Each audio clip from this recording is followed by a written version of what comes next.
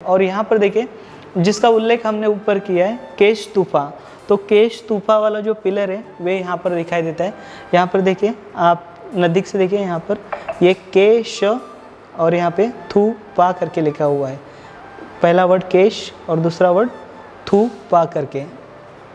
तो ये यहाँ पर लेख है, मतलब यहाँ पर ये जो स्तूप बनाया गया था तारापुर का, वे बाल है, बाल के ऊपर बनाया गया था, ये साफ होता है, केश स्तूपा लिखा हुआ है। और यहाँ पर कुछ ईंटें भी रखी गई है, सामग्री यहाँ पर स्तूप की विविध प्रकार की, क्योंकि सर्कुलर शेप में इस्तेमाल में लाई जाने वाली यहाँ पर ये सारे के सारे ब्रिक्स जो है वे आप देख सकते हैं।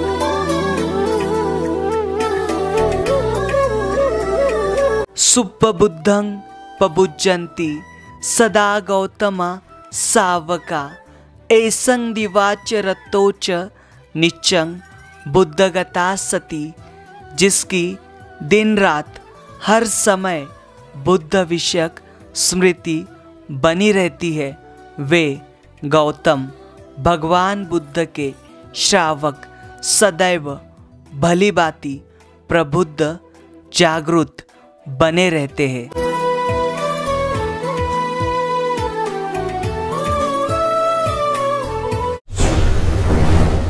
स्वागत है आपका बोधिसत्व के मीलों मील की ऐतिहासिक यात्रा में, जो आपको वैभव संपन्न अतीत से परिचय कराती है। आज हम प्राचीन कलिंग अर्थात आज के ओडिशा राज्य के जयपुर जिले के फतेहपुर तहसील के तारापुर इस ऐतिहासिक गांव जा रहे हैं, जहां आज से 2600 वर्ष पूर्व में तथागत भगवान बुद्ध के केश अर्थात बाल के ऊपर स्तूप बनवाया गया था। यह स्तूप तपस्सु और भल्लिक नाम के व्यापारियों ने बनवाया था, जिन्हें भगवान बुद्ध के पहले शिष्यों के रूप में माना जाता है। हालांकि यह दो व्यापारी अफगानिस्तान और म्यांमार यहाँ के होने का दावा किया गया है, लेकिन मौजूदा संशोधन और पुरातात्विक अवशेषों से यह पता चलता है कि यह व्यापारी मूलतः ओडिशा इसी राज्य के थे।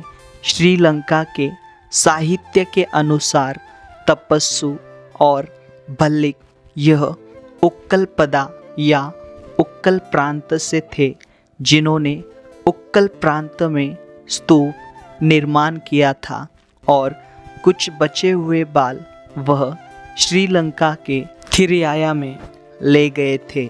बुद्ध वंश में किए वर्णन के अनुसार भगवान बुद्ध ने इन दो व्यापारियों को अपने बालों की 8 किस्में दी थी। उन पर उन्होंने स्तूप बनाने का निर्देश दिया था। यहाँ इन व्यापारियों को उक्कल पदा होने का जिक्र किया गया है। बाद में इन व्यापारियों द्वारा उन बालों को ब्रह्मा यानी म्यांमार के दागोन के राजा उक्कलप्पा को दिया गया था। उक्कलप्पा ने शेडोन नाम का स्तूप निर्माण किया था। वहीं प्रसिद्ध चीनी यात्री वैनसोंग इनके यात्रा विवरण के अनुसार यह व्यापारी आज के अफगानिस्तान के बल्ख यहाँ के होने का वर्णन किया गया है। खैर, तारापुर का यह बौद्ध स्थल भुवनेश्वर शहर से 75 किलोमीटर की दूरी पर स्थित है। हम आए हुए हैं ओडिशा राज्य के जयपुर जिले के फतेहपुर तहसील के तारापुर इस गांव में, जहां पर यह पुरातात्विक स्थली स्थित है। देखिए ये जो स्थली है यहाँ पर पुरातत्व विभाग द्वारा संरक्षित है। और ये जो गांव है, ये गांव बहुत ही ऐतिहासिक है। और यहाँ पर ये जो गांव है एक प्राचीन व्यापारी मार्ग पर बसा हुआ है। और ये जो तारापुर नाम है इस गांव का, आमतौर पर जो बुद्धिस्ट गॉडेस यानी बोधिसत्व जो तारा है उनके नाम पर रखा गया है, ऐसा जिक्र आता है। परंतु यहाँ पर जो ऐतिहासिक धरोहर है यानी यहाँ पर का जो प्राचीन बौद्ध स्तूप है वे ना ही महायान परंपरा से ताल्लुकात रखता है ना ही वज्रयान शाखा से। देखिए यहाँ पर ये जो पुरातत्व विभाग का बोर्ड देख सकते हो, अभी फ़िलहाल तो ये पूरा टूट गया है।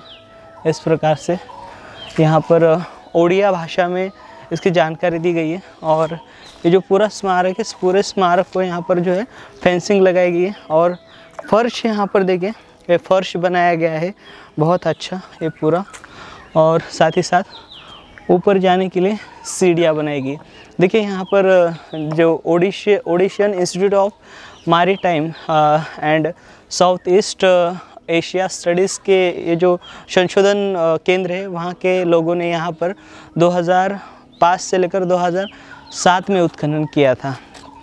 तो यहाँ पर इसके हम जानकारी लेंगे और इसके बाद यहाँ पर देखिए 2014-15 में भी यहाँ पर उत्खनन जो है वह किया गया था। मतलब यहाँ पर ये जो स्थली के संवर्धन हेतु कदम उठाए गए थे और उस समय पर यहाँ पर देखें रेलिंग्स मिले हुए हैं, पिलर जिस प्रकार के सांची के हैं उस प्रकार से। और यहाँ पर देखिए रॉक कट केव्स भी है, मतलब यहाँ पर गुफाएं भी है, उसकी भी हम जानकारी लेंगे। चलिए देखिए अभी यहाँ पर ये जो स्थली है इस प्रकार से अभी दिखाई देती है। लगभग ये देखिए 101 फीट की हाइट रहेगी ऊपर आने के लिए इस पहाड़ी पर। निचले हिस्से में यहाँ पर एक मंदिर है, मंदिर के बगल में यहाँ पर गुफाएं जो है वह हमें दिखाई देंगी और उसके अगले हिस्से में यहाँ पर रेलिंग्स भी है, वो हम बाद में देखेंगे। तो यहाँ पर देखिए इन गुफाओं को भी यहाँ पर ये जो संरक्षित दीवार जो है वो बनाई गई है। ये देखिए ये जो गुफाएं है इस प्रकार से दिखाई देती है। 2 छोटे छोटे ध्यान कक्ष हमें दिखाई देते हैं। यहाँ पर जब भिक्षु संघ वास किया करता होगा तब वे यहाँ पर स्तूप की प्रार्थना के साथ साथ वे यहाँ पर ध्यान धारणा जो है वे यहाँ पर ग्रहण करता होगा। तो उसके जो छोटे छोटे ध्यान कक्ष जो है वे हमें दिखाई देते हैं। ये छोटा देखिए यहाँ पर यहाँ की दूसरी गुफा में जो लेख है जिसके ऊपर तपस्वी थे, वे तो व्यापारी थे लेकिन जब उन्होंने बौद्ध धर्म अपना लिया तो वे भिक्षु बने थे। तो उसका उल्लेख जो है इस लेख में आता है, यानी यहाँ पर ये जो गुफा है उसके दान का उल्लेख आया हुआ है।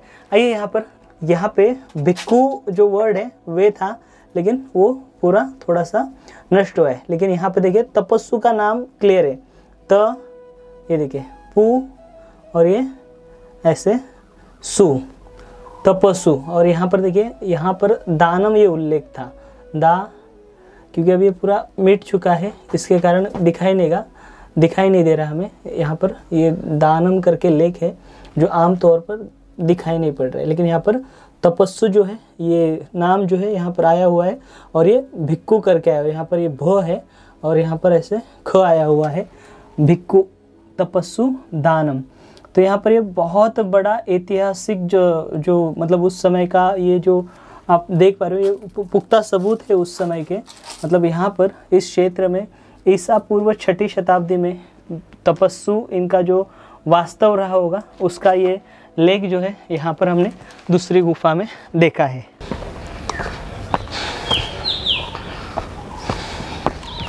देखिए यहाँ पर से आप यह स्तूप देख पा रहे हो, बहुत ही भव्य स्तूप है और स्तूप का जो प्रदक्षिणा पथ है यहीं से हमें दिखाई दे रहे हैं। देखिए ये शानदार स्तूप आप देख पा रहे हो, यहाँ पर इसे अच्छे से रिस्टोर किया गया है, रिकवर किया गया है और यहाँ से प्राप्त जो सामग्री है वे म्यूज़ियम में उसे स्थलांतरित किया गया है। देखिए इस गांव में यहाँ पर म्यूज़ियम का भी बोर्ड देखा हमने, तो यहाँ पर शायद से यहाँ पर जब उत्खनन कार्य हुआ होगा तो यहाँ से प्राप्त जो सामग्रियाँ है वे नीचे रखी गई होगी। यहाँ के जो पिलर, यहाँ पर रेलिंग के जो पिलर है उसके ऊपर लेख लिखा गया था। और जो लेख है वो बहुत ही महत्वपूर्ण है क्योंकि यहाँ पर देखिए जब भगवान बुद्ध को ज्ञान प्राप्ति हुई थी और भगवान बुद्ध के ज्ञान प्राप्ति के 7वें सप्ताह के आखिरी दिन वहाँ से जहाँ पर भगवान बुद्ध को ज्ञान प्राप्ति हुई, यानी आज का बौद्ध गया और प्राचीन काल का उर्वेला, और जो पीपल का वृक्ष था जिसे बोधि वृक्ष कहते, उस बोधि वृक्ष के इर्द गिर्द भगवान बुद्ध टहल रहे थे। उस समय पर ये जो दो व्यापारी है, तपस्सु और भल्लिका जो है, वे वहाँ पर आते हैं और भगवान बुद्ध को देखकर वो काफ़ी आकर्षित हो जाते हैं और भगवान बुद्ध से वे कुछ उपदेश सुनते हैं। वो उपदेश सुनने के बाद वे भगवान बुद्ध और धम्म की शरण में जाते हैं और वे बुद्ध उपासक कहलाते। उस समय पर वे भगवान बुद्ध को कुछ चावल और कुछ जो उस समय पर मीठा पदार्थ होगा वे भगवान बुद्ध को देते, और साथ ही वहाँ से निकलते समय भगवान बुद्ध के जो केश है, मतलब जो बाल है, वे अपने साथ में लेके जाते हैं। जहाँ पर वे रहते थे उस क्षेत्र में वापस जाते हैं, वो उत्तर पथ से वापस जाते हैं। तो वे जो है, मतलब यहाँ पर तपस्सु और भल्लिका जो है, ये दोनों है, दोनों उक्कला नाम का जो प्रदेश था वहाँ पर रहा करते थे। और ये जो उक्कला है, आज का यहाँ का जो भुवनेश्वर का जो उत्कला है, उससे आइडेंटिफाई किया गया है। और इसके कारण यहाँ पर देखिए ये जो स्थली है, ये जो बहुत ही रोचक जो है वे है, क्योंकि यहाँ पर इन दोनों का संबंध इस स्थली से जुड़ा हुआ है। देखिए यहाँ पर भल्लिका का भी और तपस्सु का भी, दोनों का संबंध इस स्तूप से है, क्योंकि यहाँ पर जो लेख पाए गए हैं, भगवान बुद्ध के जो केश धातु है वे रखे गए थे, और ये केश स्तूपा करके उल्लेख आया हुआ है। स्तूप, ये जो स्तूप है यहाँ पर का, वे दान दिया गया, ऐसा जिक्र जो है यहाँ पर आया हुआ है। तो इसके कारण ये बहुत ही महत्वपूर्ण ऐसा जो स्थल है वे हमें दिखाई देता है। और साथ ही साथ यहाँ पर से कुछ ही किलोमीटर की दूरी पर और एक स्थली है देवली नाम की, वहाँ पर भल्लिका का जो शिलालेख है वे पाए गए। उसके कारण यहाँ पर ये जो स्थली है, इस स्थली ने यहाँ पर दुनिया भर के संशोधक हो और दुनिया भर के जो पुरातत्ववेत्ता हो या फिर जो इन स्थलों से संबंधित रखती है, जो बौद्ध मतावली के अनुयायी हो, उनका जो ध्यान है वे केंद्रित किया है। देखिए यहाँ पर से 30 से 35 किलोमीटर के रेडियस में 3 मुख्य पुरातत्विक स्थल है, जिसे ट्रिपल डायमंड या ट्रिपल जेम्स भी कहा जाता है। मतलब यहाँ पर जो 3 मुख्य पुरातत्विक स्थली है, ललितगिरी, उदयगिरी, रत्नगिरी, तो ये इसी मार्ग पर है। और इसी मार्ग पर आगे हम जैसे जैसे बढ़ेंगे वैसे अनगिनत जो प्राचीन बौद्ध स्थल जो है वे बिखरे हुए हम दिखाई देते हैं। तो इसके कारण यहाँ पर ये जो कलिंग का क्षेत्र है वो वास्तव में बहुत बड़ा था, और वास्तव में उसके जो पुरातत्विक साक्ष्य जो है वे आज भी बिखरे हुए, यानी यहाँ पर सम्राट अशोक इनके द्वारा जो स्मारक निर्माण किए गए थे वे आज भी हमें यहाँ पर दिखाई देते हैं। उनकी मौजूदगी आज भी यहाँ पर हमें दिखाई देती है। और रही इस स्तूप की, तो इस स्तूप को यहाँ पर ईसा पूर्व 6ठी शताब्दी का होने का जो दावा किया गया, यानी यहाँ पर सबसे पहले मिट्टी का स्तूप रहा होगा, जहाँ पर तपस्सु और भल्लिक द्वारा जो केश स्तूप है उसका निर्माण किया गया होगा। उसके बाद में यहाँ पर सम्राट अशोक के काल के समय पर ये जो स्तूप है, इस स्तूप का विकास कार्य जो है वे किया गया होगा। आप ये रेलिंग्स देख पा रहे हो, और ये जो रेलिंग्स है फिलहाल खंडित अवस्था में दिखाई दे रही है। तो देखिए यहाँ पर आप ये जुड़ा हुआ देख सकते हो, ये जो रेलिंग्स का हिस्सा है वो जुड़ा हुआ है, और ये सारे जो रेलिंग्स है खंडित अवस्था में अभी आप देख पा रहे हो, टूटी हुई है। और इस पहाड़ी के नीचे, मतलब ये जो निचला एरिया है, जो सतह, यहाँ पर मिट्टी में ये जो सारे रेलिंग्स जो है वे दबे हुए हमें दिखाई देते हैं। यानी यहाँ पर समय की मार से यहाँ पर जो स्तूप है ये काफ़ी तरीके से डैमेज हुआ हमें दिखाई देता है, क्योंकि यहाँ पर शेष ऊपरी जो ईंटों का जो ढांचा है, जो सर्कुलर शेप है, वह पूरी तरीके से अभी दिखाई देता है। लेकिन यहाँ पर रेलिंग्स के साथ ये जो स्तूप है अपनी भव्यता और अपने गौरव को उजागर करने हेतु उस समय पर कितना सक्षम रहा होगा, इसके जो पुख्ता सबूत है यहाँ पर ये जो रेलिंग्स है वे हमें दिखाई दे रहे हैं। जो कि खाचे यहाँ पर उसको पूरा असेंबल करके ये जो रेलिंग्स है, इस रेलिंग्स को इंस्टॉल किया जाता था, ताकि इस रेलिंग्स के बीचों बीच से यहाँ पर परिक्रमा की जा सके। यह बौद्ध स्थल प्राकृतिक और मानवीय कारकों के कारण अधिकांश रूप से क्षतिग्रस्त हो चुका था। स्तूप का आकार और निर्माण शैली विशिष्ट रूप में है, जो इसकी प्राचीनतमता को दर्शाती है। इस बौद्ध स्तूप की ईंटें संभवतः अति प्राचीन अर्थात सम्राट अशोक इनके पहले की हो सकती है। स्तूप के रेलिंग हेतु कोंडालाइट पत्थर का इस्तेमाल किया गया था। उत्खनन में प्राप्त कार्बन युक्त छाप वाले मिट्टी के दिए, मिट्टी के बर्तन, महीन कपड़े से बने बर्तन और कलिंग के संबंधित लेख इस तली की प्राचीनतमता और सांस्कृतिक श्रृंखला को इंगित करते हैं। इन लेखों में कलिंग राजा, कलिंग गधना यक्ष, कलिंग देशा, गधना यक्ष के स्तूपा आदि का वर्णन मिलता है। देखिए अभी हम पहाड़ी के नीचे आए हुए जहाँ पर म्यूज़ियम है। देखिए ये जो म्यूज़ियम है यहाँ पर यहाँ का जो स्टेट का टूरिज़्म विभाग है ओडिशा का, उनके माध्यम से और साथ ही साथ Odishan institute of maritime and South East Asian study department Odia language literature and culture government of Odisha, इनके माध्यम से यहाँ पर ये म्यूज़ियम बनाया गया और इन्हीं के माध्यम से यहाँ पर उत्खनन किया गया था। तो देखिए यहाँ पर जो पुरातात्विक अवशेष रखे, दो स्थलों के पुरातात्विक अवशेष है।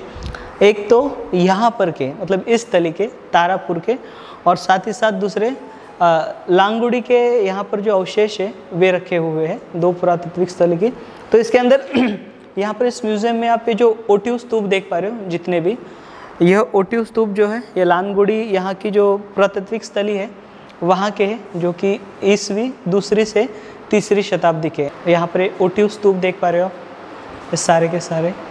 और यहाँ पर देखिए विशिष्ट प्रकार के टेराकोटा के जो ऑब्जेक्ट है वे रखे गए, ये भी लांगुड़ी के हैं। और ये देखिए यहाँ पर भी ये भी लांगुड़ी के हैं इसी प्रकार के। और ये जो मूर्ति आप देख पा रहे हो धम्मचक्र प्रवर्तन मुद्रा में, तो ये भी वहीं पर की है लांगुड़ी की। तो लांगुड़ी हम देखेंगे और उसकी भी जानकारी आपको इस चैनल के माध्यम से दी जाएगी। जितने भी आप ये स्कल्पचर देख पा रहे हो, जो शिल्प देख पा रहे हो, ये सारे के सारे लांगुड़ी के हैं। और इसी के साथ साथ देखिए यहाँ पर कई प्रकार के जो कुछ छोटे छोटे जो अवशेष है, यानी यहाँ पर उस समय के जो छाप है, मुहरे जो है वे यहाँ पर रखी गई है। देखिए विशिष्ट प्रकार के मुहरे है, सील है ये देखिए आप देख पा रहे हो। ये सारे के सारे बुद्धिस्ट है, सारे के सारे। देखिए इसके अंदर क्या क्या है, पंचमार्क कॉइन है, इसके बाद पूरी कुशान कॉइन है, और बेंट से, व्हील से, टाइल के है, सब है। और कान की भी जो बालियाँ है वो आप देख सकते हो टेराकोटा की। ये सारी की सारी जो उस समय पर महिलाएं इस्तेमाल, जो वस्तुएं महिलाएं इस्तेमाल करती थी वे यहाँ पर दिखाई देती है। यहाँ पर ये मृदभांड जो है वे दिखाई देते हैं। और यहाँ पर एक मैप बनाया गया है, इसके अंदर यहाँ पर ये जो पूरा क्षेत्र है, ये धर्मशाला और ये जारका का क्षेत्र इसके यहाँ पर ये पूरे क्षेत्रों की जो जानकारी है वे दी गई है। और यहाँ पर जो कनिकिया है वहाँ पर की भी हम जानकारी लेने की कोशिश करेंगे और वह भी जानकारी आपको देने की कोशिश करेंगे। इसी के साथ साथ यहाँ पर देखिए हम बाहर आएंगे तो यहाँ पर भी आपको ये स्तूपा दिखाई दे रहा है। और यहाँ पर देखिए जिसका उल्लेख हमने ऊपर किया है केश स्तूपा, तो केश स्तूपा वाला जो पिलर है वे यहाँ पर दिखाई देता है। यहाँ पर देखिए आप नज़दीक से देखिए, यहाँ पर ये केश और यहाँ पे थू पा करके लिखा हुआ है। पहला वर्ड केश और दूसरा वर्ड थू पा करके। तो ये यहाँ पर लेख है, मतलब यहाँ पर ये जो स्तूप बनाया गया था तारापुर का, वे बाल है, बाल के ऊपर बनाया गया था, ये साफ होता है, केश स्तूपा लिखा हुआ है। और यहाँ पर कुछ ईंटें भी रखी गई है, सामग्री यहाँ पर स्तूप की विविध प्रकार की, क्योंकि सर्कुलर शेप में इस्तेमाल में लाई जाने वाली यहाँ पर ये सारे के सारे ब्रिक्स जो है वे आप देख सकते हो, ईंटें। और इस प्रकार के जो पिलर है यहाँ पर इस संग्रहालय में संजो कर उसे संरक्षित रखा गया है, संवर्धित यहाँ पर किया गया है इस प्रकार से।